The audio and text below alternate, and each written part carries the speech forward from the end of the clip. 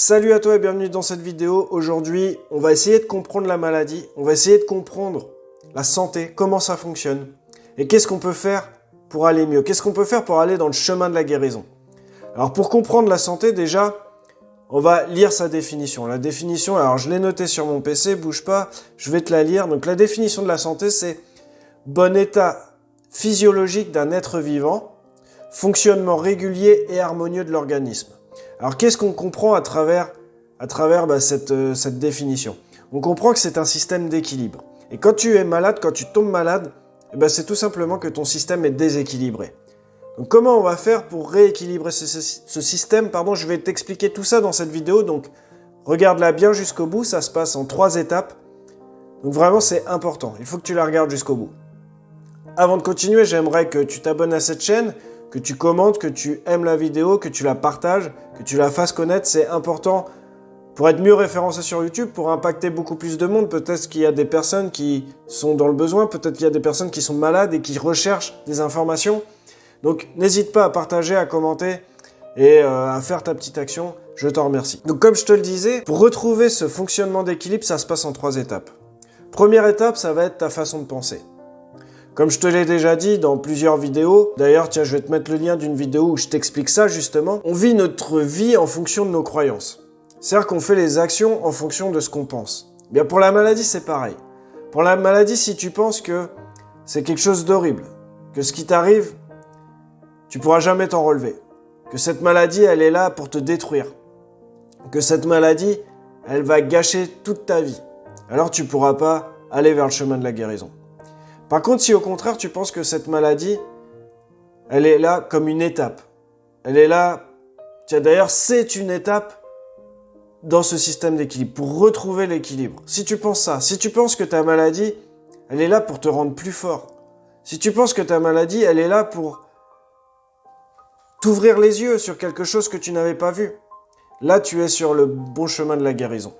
Je vais te prendre mon cas personnel. Comme tu le sais, j'ai la maladie de Crohn, et quand j'ai eu cette maladie de Crohn, bien évidemment, mon premier réflexe a été, comme tout le monde, d'être triste, et puis très vite, j'ai cherché à comprendre qu'est-ce que c'était la maladie de Crohn, j'ai cherché à comprendre pourquoi j'avais eu cette maladie, et puis à travers cette maladie, ou grâce à cette maladie, j'ai envie de te dire, j'ai appris à me connaître.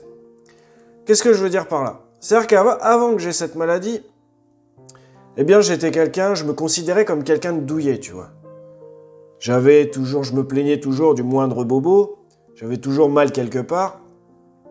Tu vois, j'étais vraiment quelqu'un de douillet. Et puis j'ai cette maladie qui est arrivée. Cette maladie où vraiment j'ai souffert. Vraiment, je peux te dire que j'ai souffert, j'ai cru mourir, quoi. J'ai appris à travers ça que j'étais beaucoup plus fort psychologiquement que ce que je pensais. J'ai appris que rien ne pouvait m'arrêter. Mais du coup, ça s'est répercuté donc sur moi, sur mon mental, mais ça s'est répercuté aussi dans ma vie de tous les jours, ça s'est répercuté aussi dans ma vie professionnelle, tu vois. Maintenant, j'ai bien conscience que si je fais les efforts, rien ne peut m'arrêter. Avec la maladie, c'est pareil. Si tu fais les efforts, si tu mets les actions en place, tu peux faire des miracles, je te l'assure. Donc cette manière de penser, elle est importante pour aller vers la voie de la guérison. Ça, c'est la première étape, la manière de penser. La deuxième étape, ça va être la manière dont tu ressens les choses. Tout simplement, c'est, si tu as des symptômes, considère ça comme des messages. Considère ça comme des alertes. Si tu as mal au ventre, mais par exemple, tu n'es pas encore diagnostiqué Crohn, considère ça comme une alerte. Je te dis ça parce que moi, ça m'est arrivé, avant d'être diagnostiqué, je vais être glamour, tu vois, j'allais aux toilettes 3-4 fois par jour. Mais pour moi, c'était normal. J'avais mal au ventre après manger et tout. Ok, pour moi, c'était normal. Mais ça, c'était des signaux, c'était des symptômes, c'était des signaux que je n'ai pas écoutés. En les écoutant, j'aurais pu éviter toute cette souffrance que j'ai eue après. Parce que j'aurais pu être diagnostiqué beaucoup plus vite. Et que là, quand j'ai été diagnostiqué, j'étais vraiment dans un état Crohn grave, tu vois, avec ulcération, etc. Donc, j'aurais pu éviter ça si j'avais écouté ces signaux. Seulement, j'étais dans ma bulle. Pour moi, tout était normal. Pour moi, j'étais pas malade. Et donc, j'ai continué à vivre comme ça jusqu'au jour où, boum, ça a éclaté. Et la maladie est arrivée. Et puis, les signaux, ils viennent pas que des symptômes. Ils viennent aussi de l'extérieur. Par exemple, quelqu'un qui va te dire « Ah, dis donc, je sais pas ce que t'as en ce moment, t'as une sale mine, je te trouve super fatigué. » Et puis toi, tu ressens cette fatigue, tu vois. Mais tu te dis pas que t'es fatigué. Là, le signal, ça va être de te dire « Ah, cette personne-là, elle me trouve fatigué. Va peut-être falloir que je fasse attention. Va peut-être falloir que je me repose un peu. Peut-être falloir que je prenne un peu plus soin de moi, tu vois, parce que là, c'est bizarre, mais il y a 2-3 personnes qui disent que je suis fatigué. C'est pas normal. Avant que ça explose, je vais quand même prendre soin de moi. Je vais quand même, ce week-end, je vais rien faire, je vais me reposer. Et puis, ça va être à la cool, tu vois. » Ça, c'est un signal aussi. Écoutez les autres, c'est super important. Tu as un super signal aussi qui arrive à tout le monde, je suis sûr que ça t'est arrivé, ça arrive vraiment à tout le monde, c'est le mal de dos. C'est les courbatures, tu vois, les courbatures, là, quand tu as les courbatures au niveau des épaules, que tu es coincé et tout au niveau du cou et tout. Ça, c'est des signaux qui sont super importants qu'il faut écouter. Ça, c'est les signaux de rupture. Si tu commences à avoir des courbatures et tout, là, stop tout, repose-toi, pense à toi. À partir de ce moment-là, il faut que tu penses uniquement à toi. Il faut que tu prennes du temps pour toi. Il faut que, je sais pas, que tu te payes un massage, tu vois, que tu te payes du bon temps pour toi. Fais-toi plaisir, mais occupe-toi de toi, c'est super important. C'est des signaux qui te disent là, tu forces trop, là, faut que tu arrêtes. Donc tu vois, ça, c'est important d'écouter tous ces signaux. Donc comment tu fais pour écouter tout ça? Tout simplement, il faut être discipliné. C'est-à-dire que dès qu'on te parle, il faut que tu sois discipliné, il faut que tu te dises, ok, lui, il m'a dit ça, il m'a dit que j'étais fatigué, boum, signal. Ok, je prends soin de moi. C'est la 3e personne qui me dit ça. J'arrête tout, je prends soin de moi. Ça fait 15 jours que j'ai mal au cou. J'ai beau aller chez l'ostéopathe, il me remet ça, ça reste pas. Il y a quelque chose qui va pas. Il faut que je trouve ce qui n'aille pas.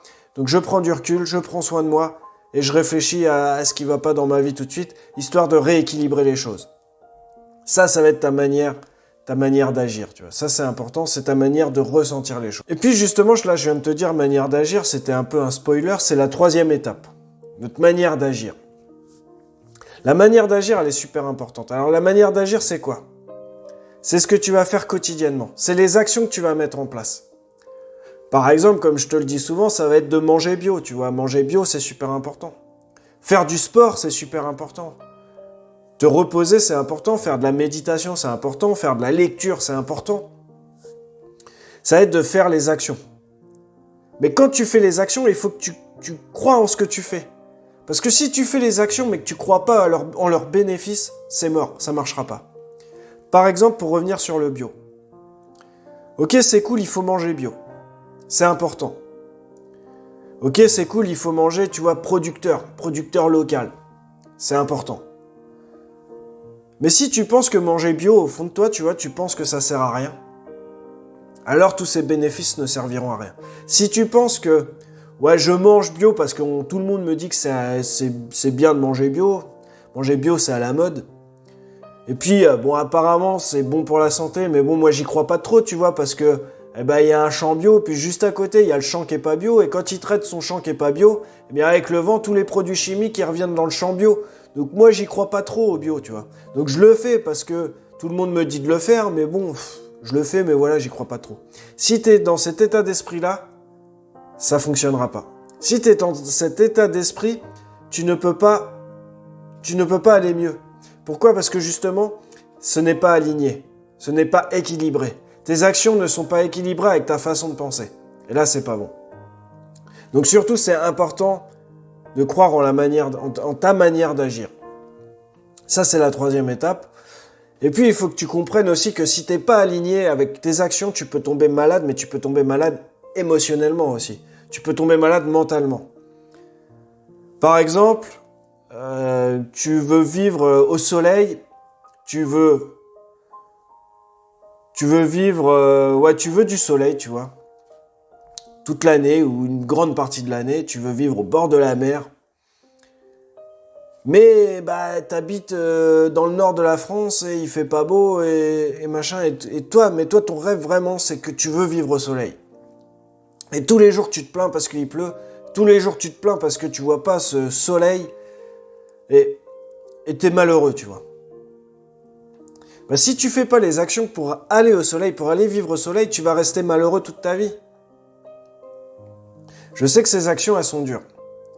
Je sais que parfois, ça demande énormément de sacrifices.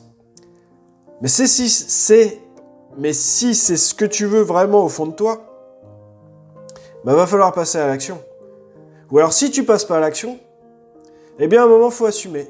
Faut dire ok, je peux pas partir au soleil parce que j'ai pas envie de quitter ma famille qui habite là. Je peux pas partir au soleil parce que j'ai pas envie de quitter mon travail qui n'a pas la possibilité de me muter au soleil. Donc je suis obligé de rester là. Donc qu'est-ce que je fais? Je me plains toute ma vie? Et puis je reste là et puis je suis malheureux? Non, j'assume. Je reste là, peut-être par contrainte, mais si je suis là, j'assume. Si par exemple tu habites dans une tour du 93 et que ton truc c'est de voir la mer, tu vois, tu as envie de voir la mer.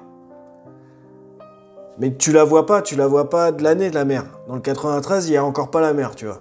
Mais si vraiment c'est ton kiff, qu'est-ce qui t'empêche de prendre un train Paris-Deauville? À Deauville, c'est à 1h30 de chez toi, il y a la mer, et tu y vas pour le week-end, et tu sens ces odeurs d'embrun là qui te font du bien, tu sens ce vent là sur la tête qui te rafraîchit la tête et qui te fait du bien, tu marches sur le sable. Si ça te fait kiffer, fais-le. C'est à 1h30 de chez toi, il faut que tu le fasses, tu vois. C'est important. C'est important pour ne pas tomber malade émotionnellement, pour ne pas tomber malade mentalement. Ça, c'est une petite action quand même, tu vois, c'est faisable. C'est faisable. Quand tu habites Paris, t'es à 1h30 de la mer. C'est faisable.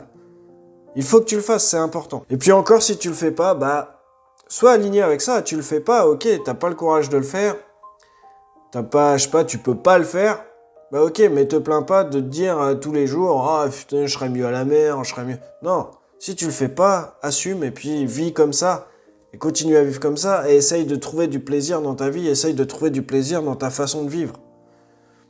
Je veux dire, il y en a plein, ils sont heureux dans les tours du 93. Il y en a, je connais une personne là qui touche beaucoup d'argent, qui pourrait vivre ailleurs que dans le 93 et pourtant elle vit dans le 93 parce que c'est son kiff, tu vois. Parce qu'elle se sent bien là, elle a tous ses potes là. Et pourtant, elle pourrait largement aller vivre ailleurs. Mais non, c'est son kiff, elle vit là. Donc, à partir du moment que tu as fait un choix, il faut que tu assumes. Et il faut que tu trouves du plaisir. Je vais te prendre un autre exemple dans le système d'équilibre, tu vois, qui est super important. Par exemple, là, j'étais à mon traitement il n'y a pas longtemps et j'étais avec un jeune. Et le jeune, il avait sa perf, tu vois, il se faisait injecter son produit et puis sur sa tablette, il y avait du coca, il y avait une canette de coca, quoi. Il se faisait injecter son produit puis il buvait son coca. Là, il y a quelque chose qui est pas bon. Là, il y a quelque chose qui est déséquilibré, tu vois. Tu viens là pour une maladie de Crohn, une maladie qui te bouffe les intestins, et toi tu bois du soda qui est complètement nocif. C'est pas bon. C'est pas bon, tu peux pas espérer guérir comme ça, comme je te l'ai dit. Le médecin, il est là pour te soigner. Ta perf, elle est là pour te soigner. Mais toi, il faut que tu fasses les actions pour guérir. Sinon, c'est pas bon. Eh bien, quand tu prends de la malbouffe, par exemple, des gens qui mangent de la malbouffe quotidiennement, et que t'es malade de la maladie de Crohn, tu peux pas espérer être en meilleure santé alors que tu continues à manger de la malbouffe. Tu peux pas espérer être dans la voie de la guérison alors que tu continues à manger de la malbouffe. Tu manges pizza tous les jours, tu manges hamburger tous les jours, tu bois du coca tous les jours, tu peux pas espérer te sentir mieux, c'est pas possible. Donc il faut faire les actions pour. Il faut que tu manges mieux, si c'est ton choix bien sûr, si tu le désires. Il faut que tu manges mieux, il faut que tu vives en fonction de ça et que tu fasses les bonnes choses. Et de temps en temps, là, tu pourras te faire un McDo. Et de temps en temps, là, tu pourras te prendre une bonne pizza. Et je t'assure, en plus, tu prendras beaucoup plus de plaisir à la manger parce que si tu l'as mangée tous les jours comme ça et que tu mangeais une pizza tous les jours. Là, ça devient occasionnel et du coup, tu vas prendre beaucoup plus de plaisir. C'est important. En fait, quand t'as un coup de mou et quand t'es démotivé, tu vois, parce que je sais que ça arrive, tu vois, des fois, tu te dis, ouais, c'est bon. Moi, le premier, des fois, je me dis, ouais, c'est bon, je laisserai bien tout tomber et puis vas-y, yallah. Pizza, alcool, hamburger, vas-y, fais tout péter et puis je mange de la viande parce que j'ai arrêté la viande rouge. Vas-y, je continue à manger de la viande rouge, etc. J'étais un gros mangeur de viande rouge. Donc tu vois, ça, à un moment, ça m'a manqué. Maintenant, j'ai arrêté. J'en mange beaucoup, beaucoup, beaucoup moins. Je pourrais péter un plomb et me dire, vas-y, c'est bon, je lâche tout, je mange de la viande rouge. Eh bien, en fait, quand ça t'arrive, ça, il faut que tu te poses la bonne question. Il faut que tu te dises, la viande rouge, quand je mange de la viande rouge, j'ai mal au ventre.